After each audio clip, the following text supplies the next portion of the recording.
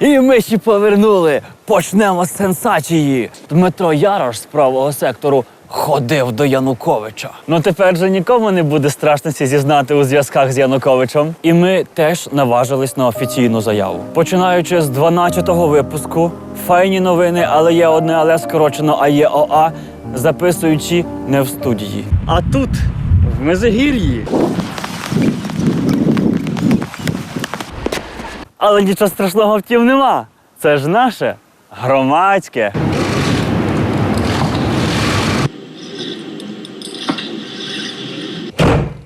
Закінчилася ера золотого батона. Пан Янукович втік, а золото залишив тут. Точніше, золотко. Ну, але повернемося до нашого золотого батону. Хто зробив пану Януковичу той подарунок? З'ясувати неможливо, але вдалося ідентифікувати кілька інших подарунків панові президенту. Наприклад, ось цей витвір мистецтва йому подарував пан Добкін. Ну все, хватит. А це від старшенького, Сашка-стоматолога. А ось пан Азаров подарував панові Януковичу дорогоцінний вагон. Точніше, вагін. Страусы, кабанчики и еще кто? И пони в Межигорье.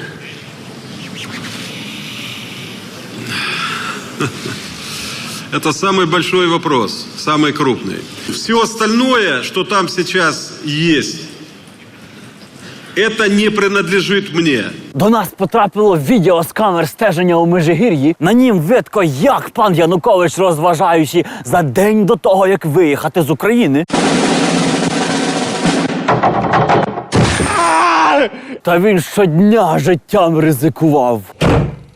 Ви всі бачили інтерв'ю пана Януковича у вигнанні, але мало хто дослухав до одного цікавого місця. А ми дослухали. Пан Янукович думає, що США, розшифровуючи як Сполучені Штати Обами. Вчера я имел разговор с президентом России Путиным, который мне сказал о том, что он разговаривал с президентом Соединенных Штатов Обамы.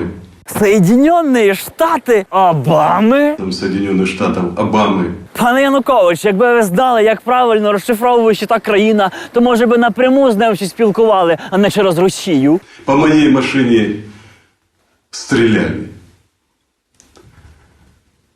Но у меня нет страха. І мізків, пане Януковичу, мізків. А тепер і золотого батона. Ніколи не думав, що пан Янукович так впливає на депутатів. Дивіться, що каже пан Єфремов, коли Янукович є в Україні. Уж кто-кто, а Янукович интересы Украины отстаивает и будет отстаивать. А тепер дивіться, що він каже, коли Януковича в Україні нема. Украину предали, а людей столкнули лбами. Вся ответственность за это лежит на Януковиче и его ближайшем окружении. Я знаю, що про то скаже у своїм наступнім випуску пан Кишельов. Що Єфремов говорив то під примусом, бо його катували майданівці. Доказом цього буде саме відео. На нім не видко ніг пана Єфремова. Вся ответственность за это лежит на Януковиче и его ближайшем окружении.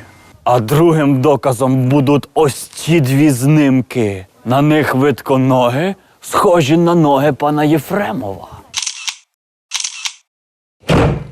Я получил звонки от членов своей семьи о том, что даже младшего внука занесли в список людей, которых нужно люстрировать. І ще одним регіоналом, який прозрів, коли пан Янукович поїхав з України, став пан Мірошниченко. І хоча я абсолютно ніякого відношення не мав до того, що ми бачимо на екранах, але це те, за що всім нам соромно. Соромно. Соромно? Пані Алло, для чого ви його перебили? Він не про соромно хотів сказати. Я зараз скажу то слово, яким він хотів закінчити. Пиздець. Пане Мірошниченко, пане Єфремов, пане Смітьо, Хрибак і Ківалов, і вся фракція партії регіонів у Верховній Раді. Ви зробили достатньо, аби Янукович зміг вбити людей. це те, за що всім нам Пиздець! Так! Все, що вам треба було зробити, аби крові не було, дотриматися закону, а ви не дотрималися. Це те, за що всім нам Пиздець! Ви голосували один за одного, ви цинічно брехали нам на камери, ви захищали Януковича. це те, за що всім нам Пиздець! Опомнитесь! Опомнитесь и прекратите эти бесчинства. Будете за это нести ответственность. Увага всім громадянам! В Україні зареєстровано нову хворобу, вона ще називає ПГМ – пшонка головного мозку. Хвороба названа іменем першої людини, яка не захворіла, колишнього генпрокурора пана Пшонки. Симптоми – хворобливий потяг до золота, власних портретів і коштовних яєць.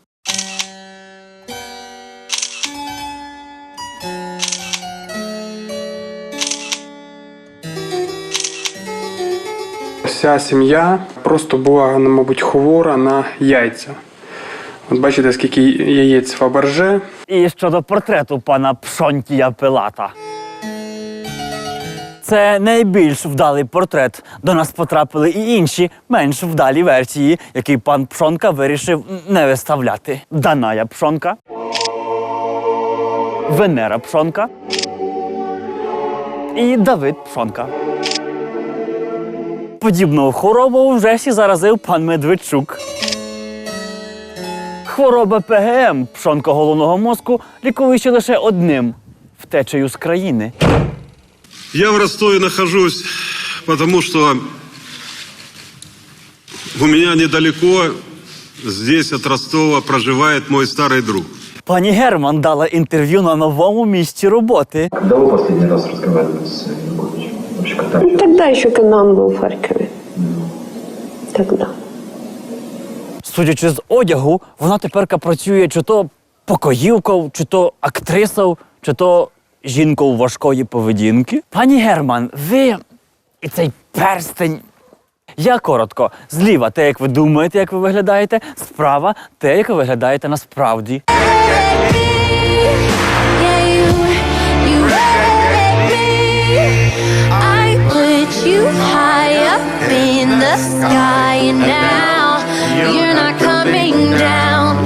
І серед документів у Межигір'ї журналісти знайшли рентгенівський знімок голови пані Герман.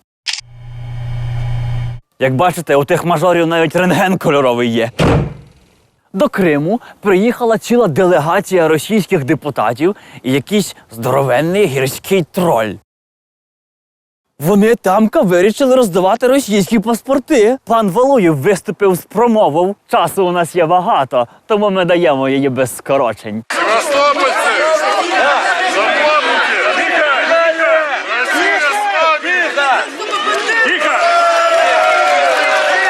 Оскільки зараз усі україномовні із солідарності переходять на російську, то я перейду також. Аби російські можновладці зрозуміли мене правильно. Ви б лучше не по заграницам шастали, а бросили свої сили на улучшення життя росіян. Не бросим! Не бросим! Не бросим! Ну тогда ми к вам. Дивіться, що роблять російські вболівальники під час хокейного матчу «Спартак-ЦСКА». Слава Україні! Революція на експорт.